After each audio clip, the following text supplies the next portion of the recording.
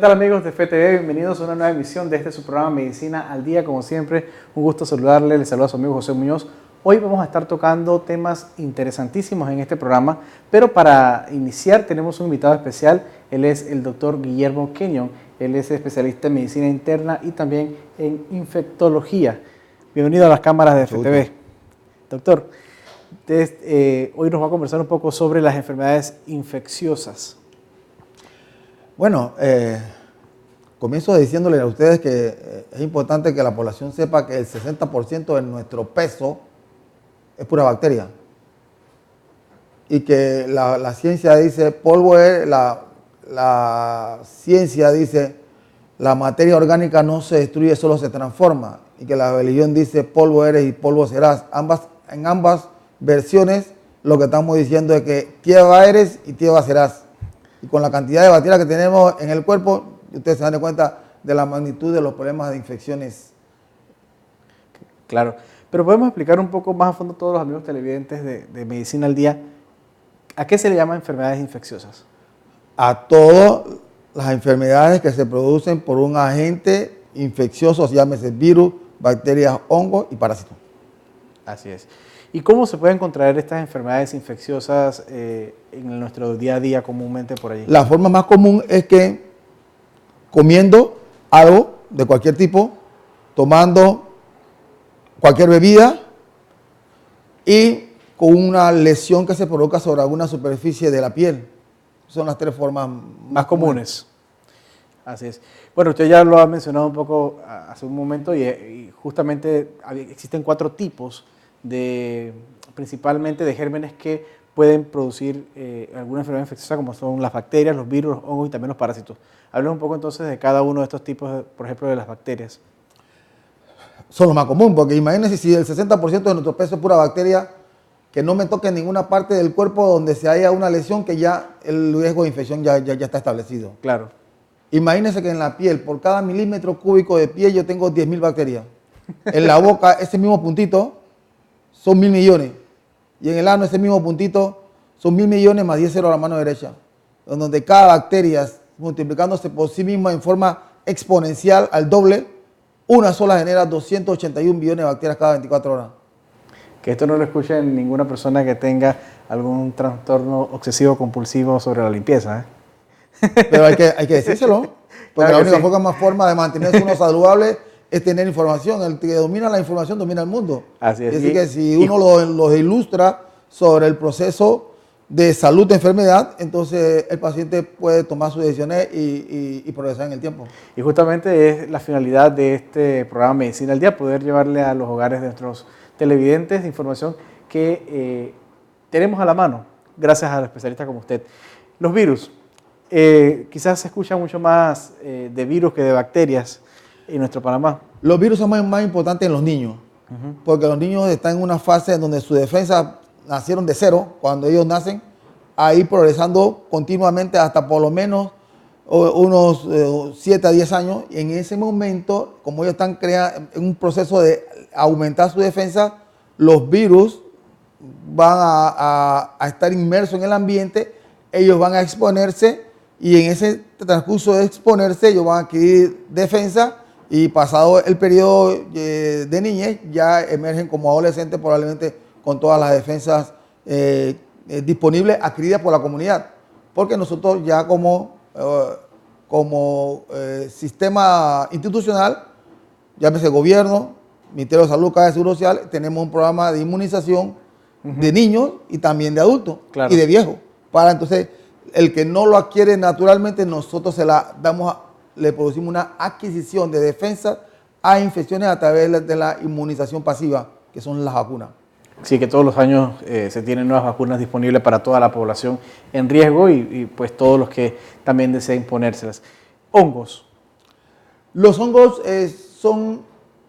causan mucha menos infección porque ellos son mucho menos virulentos. Virulento, la palabra significa agresivos. Claro. Y generalmente las infecciones por hongo son muy comunes, probablemente son de las más comunes. Sobre todo yo podría decir que en un país tropical como el nuestro, con zona 4 de temperatura 4B, si ustedes se miran la piel, la mayor parte de nosotros tiene lo que se llama paño blanco, que es lo que llamamos pitiriasis versicolor, porque se adhiere a la superficie de la epidermis y está como un comensal ahí comiéndose la queratina de la piel, pero probablemente el 80% de la población panameña tiene hongos, sobre todo en la piel y en las uñas, porque andamos siempre con los zapatos todo el día y entonces la humedad, 37 grados centígrados de temperatura con una humedad de 80-90% metido en calcetines, metido en zapatos, wow, es frecuente la infección de la uña y en el área inguinal.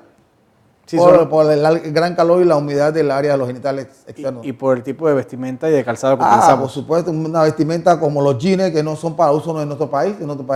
Ustedes no vengan en ningún indio y usando jeans, ustedes usando tapababo, todo al airecillo. Pero aquí con estos jeans que son para lugares fríos, con esta calor que tenemos, esta humedad, obviamente eso aumenta nuestra probabilidad de tener hongos, nuestra probabilidad de tener infecciones asociadas a una humedad excesiva y a un calor excesivo.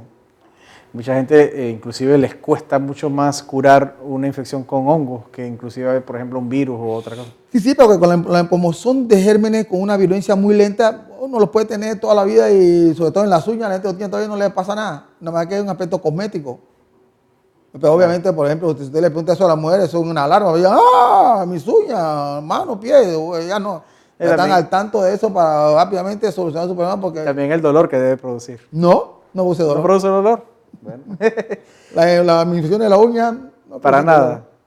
Y la infección en la piel por hongo tampoco produce dolor. No, claro.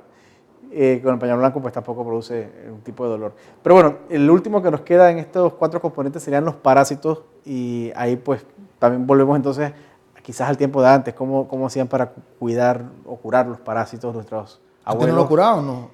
Nos moríamos. Con purgas y cosas. Nosotros nos moríamos. En este país, en el año 1900, aquí había solo 300.000 personas y un promedio de vida de 30 años. A medida que ha ido progresando la ciencia y la disponibilidad del sistema de salud, nosotros hemos pasado de 30 en 1900 a 50 en el año 1950, a 80 en el año 2000, a 85 en el año 2019. Porque wow, ha ido aumentando la disposición de sistemas de salud, ha ido aumentando la cantidad de especialistas, ha ido aumentando la cantidad de medicamentos y ha ido aumentando la instrucción. Ahora uno, por ejemplo, tiene un problema de salud, usted se busca en su internet, te dice, tengo fiebre, dolor de cabeza y malestar en general, y tú le preguntas, y él pone que tengo un día, 2 días, y la computadora dice, tiene una gripe, tómate algo para eso. Y tú le dices, eso es automedicarse. Y le dices, tengo 5 días, 1 semana, y que busca tu médico. Porque ya no es una gripe, ya es otra cosa. Eso es automedicarse y lo que siempre recomendamos es que vaya y que acuda con su médico de cabecera para que tenga un diagnóstico. Yo en lo personal le digo, todo eso está muy bien, pero los sistemas de salud están hipertrofiados de atenciones innecesarias. La gente a través de la computadora y los celulares puede acceder a todo tipo de información de salud que les sirve a ellos para entender la enfermedad y prevenir. Claro, y esto es un programa que tiene la Organización Mundial de la Salud que se llama Salud Global. Usted a través del teléfono busca mucha información y esa información le da mucha información general, básica, sencilla, que le sirve para mantener su salud. Y si usted ve que eso no es suficiente, busque su médico. Claro, y así también pues evitamos un poco el congestionamiento de las instituciones de salud y también la desesperación que produce quizás alguien que tenga algún tipo de síntomas que piense que es algo peor y realmente puede ser algo sencillo de tratar. Exactamente. Pasemos un poquito adelante y ¿cuáles son los síntomas quizás más comunes en las enfermedades infecciosas? Cuando uno tiene una agresión, porque la salud es un equilibrio. La salud no es libre de enfermedad, es un equilibrio entre mi defensa y mis agresores. Es una batalla constante. No, es un equilibrio, es una democracia. Ok. Porque la enfermedad es una dictadura. Un solo germen de todos los millones que tenemos en el cuerpo se toma la autoridad y entonces yo estoy enfermo. Okay. Porque él entonces se puso dictador y pasó por encima de las defensas. Yo lo que tengo que hacer es bajar a ese individuo, eliminarlo o bajarlo a su expresión y volverlo una democracia donde todo el mundo manda. Cada quien manda en su casa y entonces... hay una estabilidad. Hay una estabilidad. Todos nos llevamos bien y eso significa la estabilidad es paz. La paz es salud. Entonces, ¿cómo se puede ya diagnosticar una enfermedad que cuando yo te comienzo a tener, cuando mis defensas comienzan a decirme, alarma, ojo, tienes un problema, entonces yo te comienzo a tener náuseas, vómitos, fiebre, diarrea, escalofrío, malestar general, no me siento bien, tengo una sensación de que, ay, no sé qué pasa, pero esto no es el mío, yo no soy. me siento algo que no soy yo. Entonces en este momento es que tienes que buscar un médico que te diga eso que te sientes, que no es tu de forma natural de sentirse, algo está pasando y ayúdame. Interesante. ¿Y cuáles son los tratamientos quizás más comunes? Por ejemplo, es que vuelvo un poquito hacia atrás. Casi siempre cuando uno tiene fiebre, lo primero que te dicen es que tienes alguna infección. ¿Eso es cierto? Es lo más probable. Lo más probable. Probablemente en la el reacción 99% de los casos. Ok. Entonces, ¿cuáles son los tratamientos en general pues, para las enfermedades infecciosas? Para mí es muy sencillo. Primero, agua y jabón. Lavado de manos. No, bañarse. Completo. Primero bañarse. Por lo menos 1 o 2 veces al día, suficiente. Claro. No más de eso. Segundo, lavado las manos. Y tercero, todo lo que es alimentos, lavado con agua y jabón. Y lo que tiene que hervirse, hervirse. Una vez que tú hiervas cualquier líquido a temperatura de ebullición por 10 minutos, descontaminaste el 99% de los gérmenes comunes. Claro, eso es más que nada, pues quizás las medidas de prevención, pero una vez... Sí, pero estamos hablando de, por ejemplo, si ante una disposición de no tener agua, si yo quiero tomar agua, yo lo que tengo que tomar el agua esa que tengo, la dejo que se depose, dejo que el sobrenadante se quede en el fondo. Claro. Luego, si yo quiero hervirla toda, la hiervo por 10 minutos y ya la tengo limpia. Si yo no tengo una disposición de calor, entonces yo hago por cada litro de agua que tengo, le echo 2 gotitas de cloro y ya la tengo descontaminada. Claro, para evitar. Y así me la puedo tomar. Sí. ¿Por qué me la puedo tomar? Porque en el estómago tengo cloro, que es hasta 20% más potente que el cloro que yo compro en el súper. Quiere decir que si yo compro cloro, un galón, y yo puedo 2 gotitas para echarle 1 litro de agua, cuando yo tengo un cloro acá 20 más potente que el galón que compré, eso no está produciendo absolutamente ningún problema. Claro, es beneficioso al final. Que es la forma como nosotros decimos que la gente decontamine frutas y vegetales. Primero lo lavas con agua y jabón para quitarle el agroquímico que está en una grasa donde están metidas las bacterias. Y después que la lavas, entonces la decontaminas. La pones en un recipiente y le pones 2 gotitas de cloro, lo sumerges para que quede por encima de las frutas y vegetales, lo dejas 30 minutos y una vez que lo dejas 30 minutos, ya lo tienes contaminado. Si huele un poquito a cloro, aquí te lo puedes comer, no hay problema, pero nadie quiere comer con color a cloro. Lo pasas al agua. Otra vez. El agua de la pluma que tiene una parte de cloro por millón de agua, le quita ese olor maluco y después tú te la comes. Igual, te la pudiste haber comido así, pero de otra forma, sin olor a cloro, debe saber mejor y debe sentirse mejor. Entonces ya estás comiendo algo limpio. No, y también, por ejemplo, en el caso de las frutas que vienen de importación, que inclusive son recubiertas con un tipo de cera para protegerlas. Es la cera que mantiene el montón de bacterias, Sí. porque cuando uno ve la cera y le pone un microscopio electrónico, la cera es como una esponja, Sí. que tiene bacterias encima, en la interfase y debajo. Y tú no Wow. puedes controlar eso. Y la Pero gente con la agarra y se lo agua, come hasta con agua y tal cual. jabón sí, porque el jabón despolimeriza la cera y se lleva la cera y se lleva la bacteria que está contenida en las 3 fases. Y en este caso también, por ejemplo, hay muchas personas que utilizan el bicarbonato también para lavar las frutas. ¿Recomendación o no? El bicarbonato tiene algún efecto, pero es un poco básico y no va a matar la bacteria como uno la quiere. Uno quiere usar algo que las mate y lo que las mata es el cloro. Cloro, por supuesto, diluido. Claro, en La forma gotitas. de diluir el cloro es eso, 1 o 2 gotitas de cloro por litro de agua, punto. 1 o 2 gotas por litro de agua. Sí, O sea que le va a durar bastante en la cocina. sencillito. No hay que Esa le hacer va a otra dar el cosa. remedio. Que es la forma como el IDAN mantiene el agua potable. Claro. Le echa una parte de cloro por millón de agua y eso se llama agua potable. Se va a notar libre de bacterias. Sí, sí, claro. Pues, bueno. Y también con el tipo de fuente donde se extrae. el Imagínate, agua, me tomo esa agua y cuando llega a la boca mía, una gotita una microgotita de saliva tiene 1000 millones de bacterias. Que sí que yo probablemente con mi boca o contaminé el agua que ya estoy venía. Doctor, ha sido muy provechoso tenerle acá en el programa. Algunas recomendaciones finales para todos nuestros amigos televidentes, más que nada quizás el cuidado pues, de los alimentos para los más vulnerables de la casa, de los niños o los ancianos. Lo más sencillo, por favor, laven frutas y vegetales, que los muchachos se laven las manos cuando van a comer y si no tiene una forma de disponer de agua adecuada, utilice la forma de decontaminación del agua, 2 o 3 gotitas de cloro por litro de agua va a controlar la mayor parte de la contaminación de un agua que se vea limpia y eso la hace de cierto nivel accesible a la ingesta. Doctor, me comprometo entonces ya de invitarle próximamente a otro programa para que hablemos en específico de algunas enfermedades infecciosas y podamos brindarle más pues, salud a nuestros amigos televidentes. Sí, más importante, nada más que un tips. Dice la Organización Mundial de la Salud que el 60% de todas nuestras enfermedades son producidas y transmitidas por los animales, de cualquier tipo. Imagínense ahora que todos tenemos algún gato y un perro en casa. O un periquito, algún otro Un animal. periquito, una... Gracias, doctor, por estar con nosotros. Nosotros vamos pues a un cambio, pero antes le dejamos con nuestro gustado segmento Noti Salud para que usted se entere de las últimas noticias de salud a nivel mundial. Ya regresamos, este es Medicina al Día.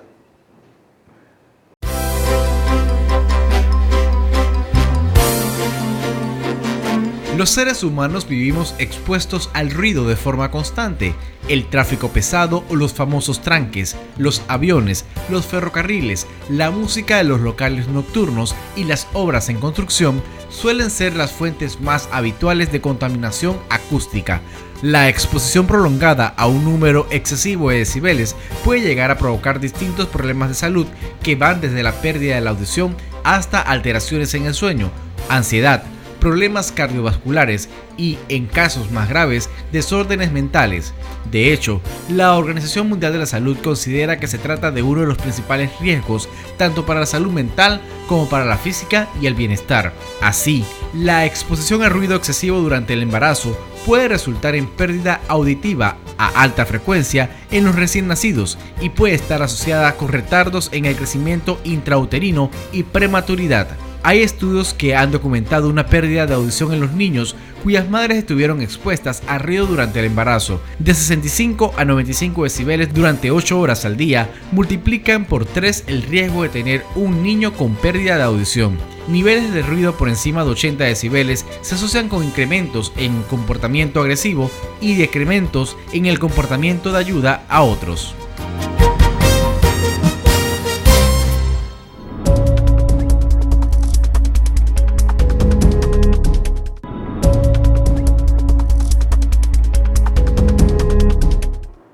Ya amigos televidentes de FTV, estamos de vuelta con este segundo bloque de su programa Medicina al Día, como siempre desde las instalaciones del Hospital Nacional, tan nacional como tú. Y en esta oportunidad podemos compartir con el doctor Ramón Pérez Acuña. Él es especialista en medicina interna y también en reumatología. Bienvenido a las cámaras de FTV. Gracias, ¿cómo estás? Muy bien y muy contento de poder tenerles por primera vez en esta tercera temporada de Medicina al Día. A la orden. Con usted vamos a hablar un poco sobre las enfermedades autoinmunes. ¿Cómo definimos esto, enfermedades autoinmunes? Muy bien. Enfermedades autoinmunes son aquellas en la cual, para ponerlo en un término muy simple, Claro. que podamos entender, en donde el sistema de defensa del cuerpo nuestro, por alguna razón que hasta ahora no está clara en la gran mayoría, en vez de defendernos contra los agresores externos, ya sean infecciones, empiezan a atacar el propio cuerpo. Y este ataque al propio cuerpo puede ser desde algo muy leve hasta cosas muy severas. Ok. ¿Y cuáles son, pues, estas enfermedades las más frecuentes o las que más prevalecen en la población? Bueno, es una pregunta interesante. Las enfermedades autoinmunes, parte de ellas son del reumatólogo, pero no todas. Ok. Voy a aclarar, por ejemplo, en un concepto muy personal, no sé si otro lo comparte. Esto es como si tuviéramos un conjunto de elementos básicos. Vamos a suponer que tú quieres hacer algo que se parezca a una sopa. Tienes el ñame, tienes fideos, tienes vegetales. Si le pones agua y una gallina de patio, probablemente es un sancocho. Si le pones carne, es una sopa de carne. Y si le quitas el líquido y le pones así, queda como los del sur, que lo llaman un puchero.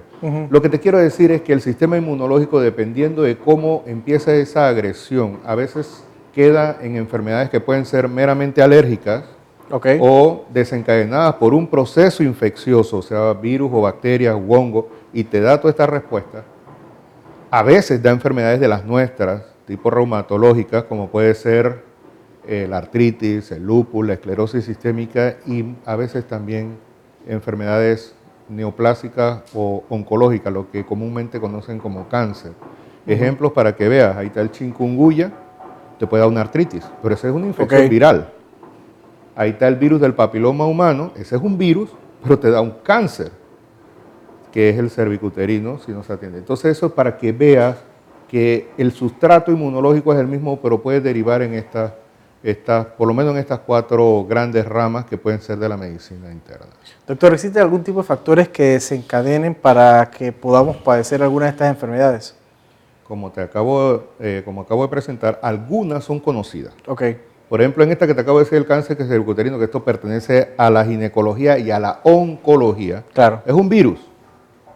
En el caso de la artritis, por este virus que acabo de decir, también. Pero, por ejemplo, en el caso de la reumatología, hay una enorme cantidad de enfermedades autoinmunes, que se desconoce la causa. Nosotros nos hemos quedado muchas veces en los factores inmunológicos y cómo atacar esos factores inmunológicos para tratar de devolverle la salud al paciente. Pero la causa en sí muchas veces se mantiene en lo desconocido y todavía se sigue investigando. ¿Se desconoce porque son poco comunes o porque son muy complejas? Oh, muy buena pregunta, muy interesante. Las dos cosas. Veamos, primero que todo, ¿qué es la reumatología? La reumatología, cuando me dicen, dije, ¿y usted qué hace? No, soy reumatólogo. Ah, para allá vamos todos. Eso no es cierto. Eso no es cierto, porque asocian reumatología con enfermedades de la edad. Sí. La artrosis es de la edad, que también algunos consideran que la vejez es una enfermedad y que en algún momento vamos a encontrarle tratamiento. Sí vemos artrosis, pero si son las autoinmunes, no todos van para allá. Ok, Las autoinmunes de estas reumatológicas son muy raras. Si nosotros buscamos las autoinmunes de reumatología, no llegarían a ser en números así son un poco inexactos, pero como el 2% de la población mundial.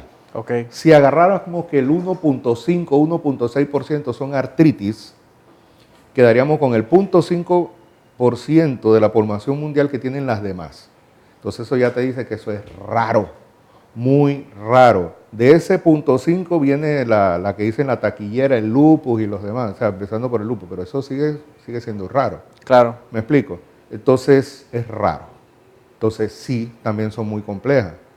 Yo le digo a veces a los residentes cuando están haciendo medicina interna, e incluso cuando llega a reumatología, tienen que partir de la hipótesis nula cuando quieren hacer diagnóstico. Llega por ahí por la puerta y así como dice un doctor de uno de estos programas de televisión, no sé si se acuerdan, el que lleva el bastón, y entonces él dice, no es lupus. Bueno, pues yo opino lo mismo. Entra por esa puerta, empieza pensando que no es. Y después va reuniendo los criterios. Bueno, claro. Al final sí es, pero se parte de la hipótesis nula. Claro. Son muy complejas como van a ver, o sea, el sistema inmunológico es muy complejo, ya va casi a biología molecular, genética y estas cuestiones, o sea, es muy complejo. ¿Cómo afectan estas enfermedades la calidad de vida de los pacientes? Muy buena pregunta también. A pesar de que son raras, pueden ser muy incapacitantes. Estamos hablando de las autoinmunes, ¿eh? Pueden ser muy incapacitantes e incluso mortales. La esclerosis sistémica es una olvidada prácticamente, muy poco, hasta ahora es que la estamos viendo, y no tiene tratamiento, para dar un ejemplo. Entonces, pero sí es discapacitante con el paso del tiempo. Nosotros nos hemos abocado a tratarla y hemos tenido algunos buenos resultados, pero la discapacidad, si no se trata y no se le logra controlar, pues sí, y es una cuestión muy lenta, progresiva, dolorosa, por decirlo, no porque da dolor en las articulaciones, sino porque endurece todo el cuerpo. La artritis reumatoide es la más común. Mira que digo la más común y es donde la gente más se asusta. Es deformante, causa dolores, es lo que le llama la atención al paciente, pero nosotros sabemos que la procesión va por dentro, como se dice aquí en Panamá. Hay otros factores. Él nada más ve el dolor y cree que los medicamentos son para el dolor y no.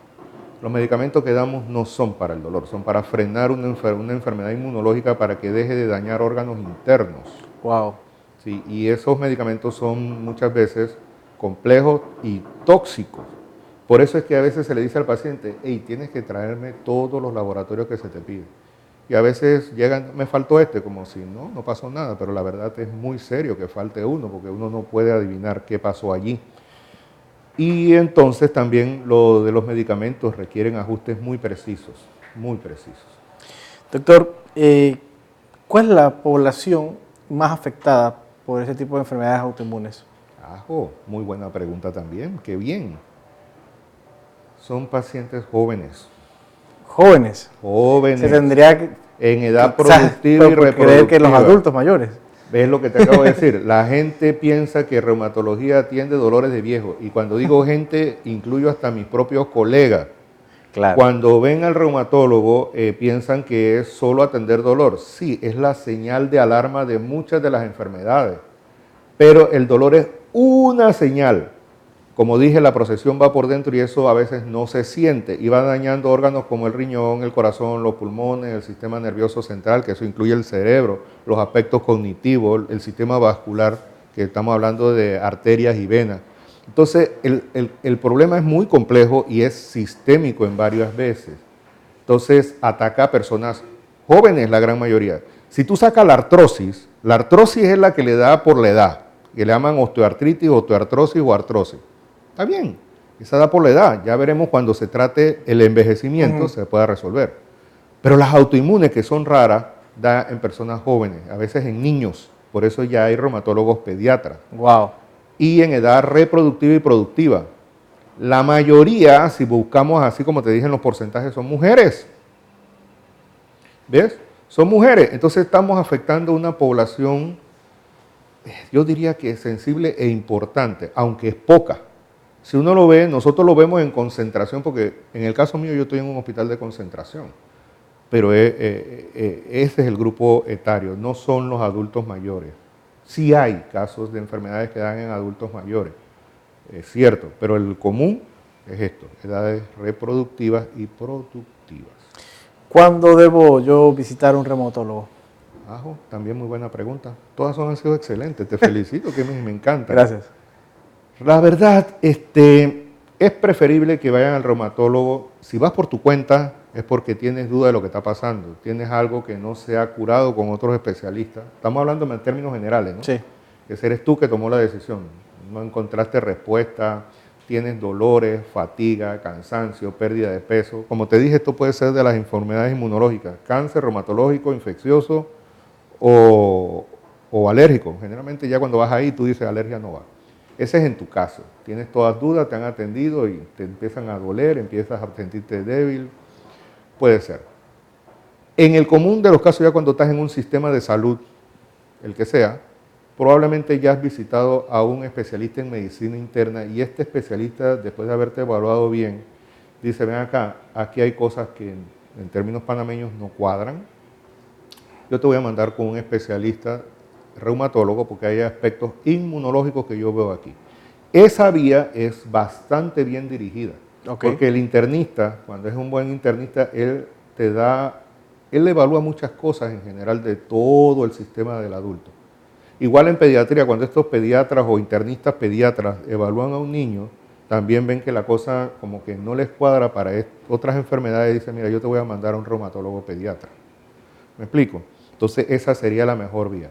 En nuestro sistema de salud involucran también a los de medicina familiar. Cuando un buen médico familiar también observa esto, él puede decir, si te das cuenta son entidades clínicas, ya vienen después las otras especialidades. Claro, todos los demás médicos pueden adquirir conceptos y conocimientos de estas enfermedades. Ellos pueden hacerlo directamente al reumatólogo o mandarlo al internista, que él podría investigar de qué se trata. Pero hay otras especialidades, médicos muy avesados que dicen, ven acá, esto suena inmunológico y te voy a mandar para allá. No sé si con eso te... Sí, claro. Voy a hacerle una de las últimas preguntas, un poquito difícil, sé que va a ser quizás. Dale, pa' ver. ¿Se pueden curar las enfermedades autoinmunes? Bueno, voy a hablar de reumatología porque dijiste autoinmunes. Sí, bueno, más amplio, ¿no? Las que le competen en el caso suyo. La gran mayoría no. No. Pues se pueden tratar. No decir casi todas, porque, exacto, porque acuérdate que si tú no conoces la causa, pues difícilmente vas a poder eliminarla. Lo que se habla aquí es de remisión, que es un término traído de la oncología. Se habla cuando tienes un paciente controlado, que es un término más coloquial. Esto significa que este paciente, sus manifestaciones de enfermedad la hemos llegado a controlar a un punto que él hace su vida prácticamente normal con recomendaciones. ¿Cuáles son? Cuídate de las infecciones. ¿Por qué? Porque hemos modulado el sistema inmunológico que en vez de defenderte te está atacando. Tienes que venir a tus citas. ¿Por qué? Porque efectivamente dije, estas son enfermedades muy delicadas, tan complejas que hasta el mismo reumatólogo por año puede tener dudas de lo que está pasando con un paciente. Entonces, eso es delicado y a veces esas enfermedades, por usar un término, no sé si cae, mutan, cambian. Claro. O sea, te empezaste con una artritis y de repente te das cuenta que se le montó otra y eso se le llama sobreposición. O definitivamente tenía todas las características de artritis y no era.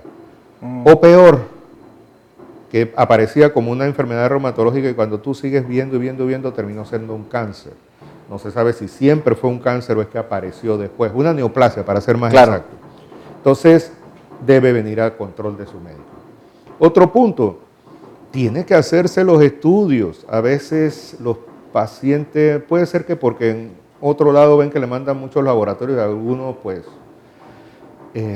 como que ni fu ni fa por decirlo, pero aquí en reumatología realmente son muy importantes porque no es si salió normal o dentro del rango, no. A veces uno normal te puede decir que tú eres el que está mal en tu padecimiento. Entonces no es cuestión de un examen, no es cuestión de que si todos salieron normal, es la suma de todo lo que estás viendo con el paciente, su historia y lo que me traes, sea normal o anormal, de rango o fuera de rango. Hay unos que están fuera de rango y están bien. ¿Me explico lo que quiero decir? Entonces, cuarto, ya vamos al cuarto, tienes que tomar tu medicina. Claro, el tratamiento. Hay veces que el paciente dice, pero es que doctor, esta medicina me da náusea. Si vieran los pacientes con cáncer, los medicamentos no son pastillas como si tomáramos una salvavidas o una pastilla menta, pues no. Pero a veces hay que ver cómo manejamos eso, porque a veces si brincas de medicamento a medicamento para ver cómo te sientes del todo bien, pues probablemente aumentamos riesgos. Okay. Y el último punto que sí te quiero decir, la reumatología y las enfermedades reumatológicas no son solo laboratorios y no es solo dolor, no todo lo que duele es de reumatología y no todo factor reumatoideo, no todo ANA, no todo anti-DNA es lupus. Entonces, a veces le etiquetan al paciente lupus y ya nadie lo quiere tocar. Claro. Ese es un lupus. Ey, ven acá, a veces no es nada de eso.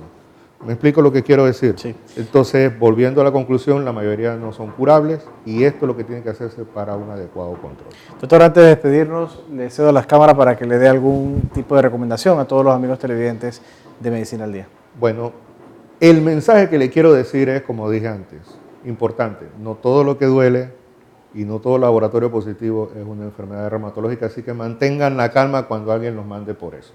Segundo, acudan a su médico con todo lo que se les ha pedido. Lo otro es que confíen en él. Parte de lo que se tiene que hacer en reumatología, y pienso que en cualquier disciplina médica, es el aspecto mental del mismo paciente, que confíe en que se le está llevando por un camino adecuado, sobre todo cuando son estas enfermedades complejas. O sea, pongan de su parte en ese aspecto, en tratar de él mismo empoderarse de todo lo que él debe hacer para que en un conjunto puedan lograr los mejores resultados esperados para su salud y que tenga una vida plena y feliz. Eso es lo que les quería decir. Muchísimas gracias, doctor Pérez. A la orden siempre. Y sé que pronto quizás pueda estar nuevamente compartiendo un poco más de las enfermedades reumatológicas que pues nos acechan a todos los panameños. Vamos a ir a un cambio, pero antes les dejamos con nuestro segmento El Dato para que tenga ahí notitas de interés sobre la salud. No se vayan, esto es Medicina al Día, ya regresamos.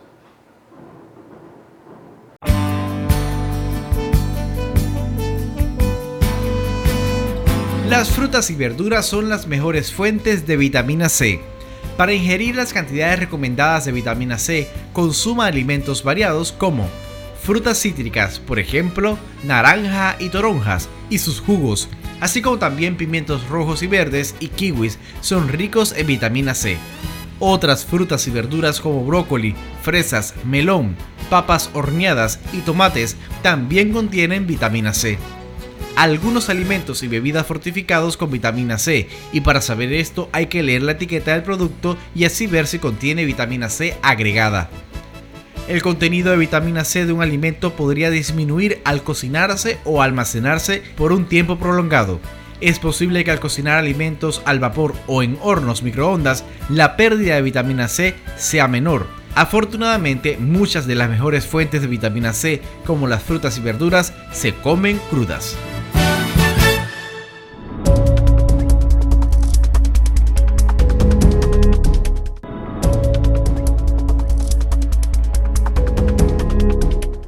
Y estamos de vuelta, amigos televidentes, con la parte final ya de su programa Medicina al Día. Como siempre, les recordamos que estamos desde el Hospital Nacional, tan nacional como tú. Y en este bloque tenemos como invitada a la doctora Lisette Alejandra Jones. Ella es especialista en dermatología.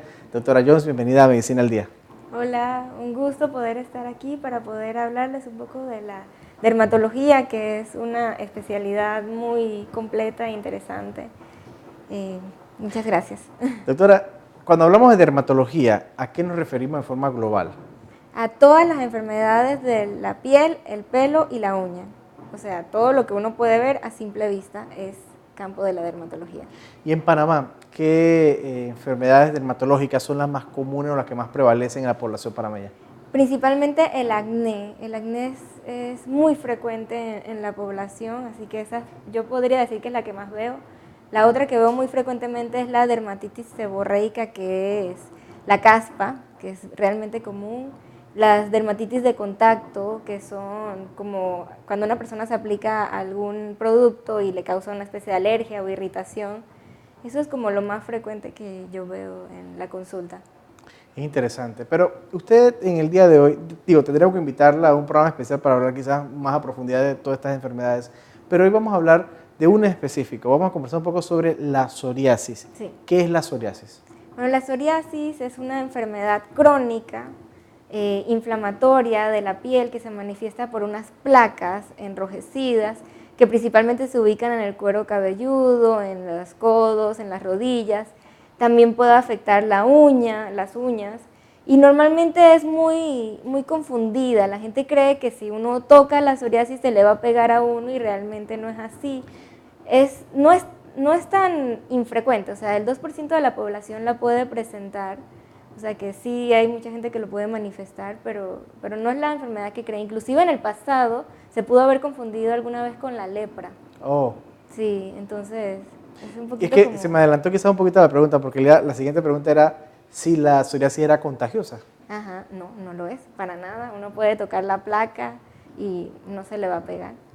Ok, entonces también hay muchas veces, bueno, ¿cómo entonces a la persona, cómo desarrolla la psoriasis? Para terminar con este punto, ¿cómo se desarrolla? Bueno, hay muchas causas, es una enfermedad multifactorial. Las enfermedades crónicas por lo general son multifactoriales, o sea, hay causas genéticas, pero no es como que un gen específico que causa una enfermedad, sino que varios genes con algunas mutaciones, más el hecho de que la persona viva estresada, más que se alimente mal toda su vida, más que su vida sea muy difícil. Todas esas situaciones pueden llevar a que una persona desarrolle psoriasis o que alguien en la familia lo tenga. En algunos casos también puede ser. Claro, pero muchas veces la psoriasis es vinculada con una enfermedad quizás psicológica. Sí. ¿Tiene esto mucho que ver o para nada? Bueno, realmente la mayoría de las enfermedades de piel tienen relación con psicología. Lo principal que uno puede ver en las enfermedades de piel es que el estrés que le produce a la persona tener las lesiones de psoriasis, de acné, de todo esto, puede inclusive empeorar las lesiones, o a veces las personas creen que, bueno, si yo le he hecho tal cosa, o le hacen caso a cualquier persona que le diga, échale tal cosa, y por lo general la gente usa cosas que son abrasivas, entonces podrían empeorar. Entonces sí, definitivamente la psicología tiene mucho que ver con el desarrollo y empeoramiento de la psoriasis. Me quedo con algo que usted mencionó. ¿La psoriasis tiene un impacto mental entonces Sí, en el paciente? sí, muchísimo. ¿Para bien o para mal? Para mal. Para mal. Sí. Entonces, si por ejemplo el tratamiento no es eficaz, yo también he hablado con un dermatólogo y todavía no siento que hay una mejora. ¿Qué podría hacer un paciente? Hay otras formas en que uno puede mejorar la psoriasis. Bueno, obviamente disminuir el estrés es algo que uno puede hacer y ayudar muchísimo. Evitar tocárselas, lastimarlas, es otra cosa que uno en casa puede hacer. Ponerles cremas hidratantes que obviamente el dermatólogo tuvo que haber recomendado previamente. También existe lo que se llama baños de sol, que es una persona puede tomar sol un periodo de tiempo, unos 20 minutos antes de las 9 de la mañana, después de las 4, y eso ayuda porque se ha encontrado que la fototerapia también ayuda a la psoriasis. Y bueno, hay cosas un poquito más especiales como que hay gente que tiene psoriasis que termina yendo hasta el mar muerto porque se ha encontrado que el mar muerto tiene algunas propiedades curativas. Claro que no es que uno lo va a encontrar en un mall, lo que ofrecen en el mall, sino que las personas van directamente, programan viajes para ir al Mar Muerto y ahí mismo, que el Mar Muerto está entre Jerusalén y Jordania, así que pueden hacer un viaje a Tierra Santa o algo así. Aprovechando por ahí mismo y eso les va a traer mucha paz. ¿Cómo puedo yo ayudar a un familiar o un amigo que tiene psoriasis? Bueno, tratando de no rechazarlo. Eso es lo primero, tratando de verlo como una persona normal, porque realmente una persona con psoriasis es una persona normal. Entonces, sin tener miedo de tocarle las placas o agarrarle la mano, o eso no, y nunca mirarlo como si fuera algo extraño, ¿no? Y nunca ofrecerle, ay, no, pero dale, usa tal tratamiento, eso también, eso no ayuda. Eso claro, puede no hay que medicarse. Sí, no darle un medicamento que no le funciona. Una pregunta bastante, que yo sé que muchas personas en su casa se hacen, una pregunta muy común. ¿La psoriasis tiene cura? Realmente no tiene cura, porque es una enfermedad crónica, pero hay personas que pueden tener, muchas personas tienen periodos de remisión, o sea, de periodos en que no tienen lesiones muy largos, porque hay tratamientos bastante efectivos. Entonces, si la persona recibe el tratamiento bien y lo usa y todo eso, puede ser que no tenga lesiones por periodos muy largos de tiempo. ¿A qué grupo de edades afecta la psoriasis? ¿Desde muy infantes? Hay dos grupos principales. Aproximadamente de 15 a 20 años es el grupo que principalmente está asociado genéticamente, que uno dice, bueno, el papá tiene psoriasis, el hijo heredó la psoriasis, a los 15, 20 años más o menos se manifiesta. Y está el otro grupo que es aproximadamente a los 50 años, que también puede presentar psoriasis. Estas personas por lo general uno va a ver cierta asociación con otras enfermedades crónicas como diabetes, hipertensión, dislipidemias, obesidad, todo eso puede estar asociado. Pero ahí sí no hay antecedente genético de que el papá tenía psoriasis y el hijo lo desarrolló, ahí sí es más raro, a los 50 años, ¿no? ¿Qué recomendación entonces le damos a los pacientes que tienen psoriasis y que en este momento pues están viendo medicina al día? Bueno, realmente que estén tranquilos, que traten de mantener su piel bien hidratada, que no se rasquen, no se molesten la piel, y bueno, que acudan constantemente al dermatólogo, que realmente hay tratamientos muy buenos y que uno puede tener una calidad de vida muy buena teniendo psoriasis, porque sí existe. Existe en el Seguro Social tratamientos biológicos que son inyectados, que pueden llevar a periodos muy largos sin lesiones, que busquen la ayuda y busquen tratamiento, que no se queden ahí en casa metidos, porque de que existe ayuda, existe. Tengo que hacer una pregunta antes de irnos. ¿Se puede prevenir la psoriasis? No, bueno, no se puede prevenir porque realmente uno no sabe si la va a padecer, pero todos los seres humanos debemos tener ciertas precauciones en nuestra vida. No es bueno alimentarse mal, no es bueno estar estresado, no es bueno el sedentarismo. Entonces, si estas tres cosas se asocian un poco a psoriasis, no son la causa, pero son buenas. Pero son factores que pueden poner en riesgo la psoriasis. Exacto. Entonces, lo mejor es cambiar el estilo de vida. Eso sí podría uno hacer para evitarlo de cierta manera. Y no solamente para evitar la psoriasis, sino muchísimas enfermedades y ser más feliz y tener una mejor vida. Gracias, doctora Jones, por estar con nosotros, y sé que pues le invitaremos quizás a otro programa para que hablemos un poco más de otras enfermedades de la piel que también atacan a toda la población panameña y del mundo. Y con esto pues estamos terminando ya este bloque de Medicina al Día, este programa para el día de hoy muy interesante con 3 grandes especialistas, y también les recordamos que usted puede seguir en sintonía de FTV a través de las redes sociales @FTV05 en Twitter, Instagram y YouTube, y también nuestra página de Facebook FTV Canal 5 para que no se pierda las transmisiones que también hacemos vía Facebook Live con los programas de producción nacional a través de nuestras redes sociales. Sin más, les invitamos a que sigan en sintonía de FTV y agradecemos pues al Hospital Nacional, tan nacional como tú, por las instalaciones prestadas para este programa. Se despide de ustedes, José Muñoz, y hasta la próxima.